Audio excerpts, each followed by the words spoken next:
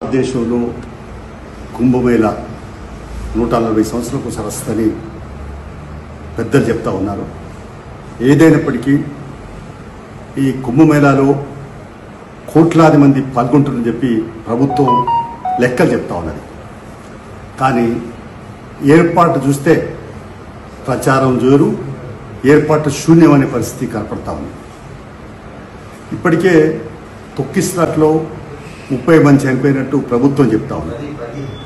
రైల్వేలో వాళ్ళే ఎక్కేటప్పుడు లేదా తొక్కిస్లాట్లోనే 18 మంది చనిపోయినట్టు చెప్తా ఉన్నారు. ఛత్తీస్గఢ్లో 10 మంది చనిపోయినట్టు, రోడ్డు ప్రమాదంలో హైదరాబాద్ సంబంధించి 7 చనిపోయినట్టు.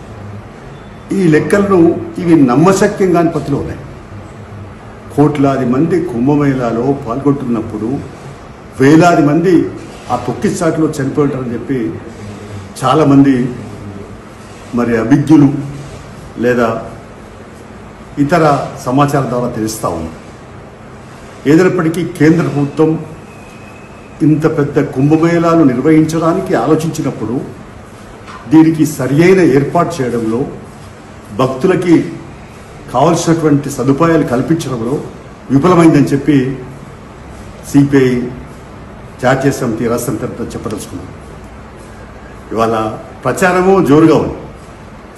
ఆడ ఏర్పాటు చూస్తే చాలా గందరగోళమైనటువంటి పరిస్థితిలో ఆ ఉదయ విధారకమైన సన్నివేశాలు ఎన్నెన్నో కనపడతా ఉన్నాయి.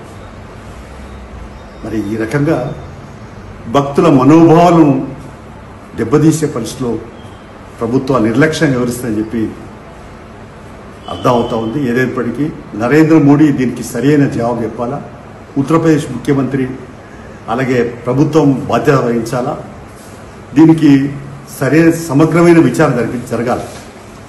తొక్కిస్లాట్లో లేదా రైల్వే ప్రమాదంలో, రోడ్డు ప్రమాదంలో ఎంతమంది చనిపోయినారో పారదర్శకంగా ప్రభుత్వమే ఆన్సరబుల్ జవాబుదారిగా బాధ్యత వహించాల్సిన అవసరం ఉందని మేము డిమాండ్ చేస్తున్నాం. ఈ భక్తుల మరి మన ఇది భక్తి భావాన్ని చొప్పించి ఈ వాళ్ళ వృత్తివాదతో ఆడుకునే తీరును సిపిఐ ఎండగడుతుందని చెప్పి తెలియపరుస్తాం.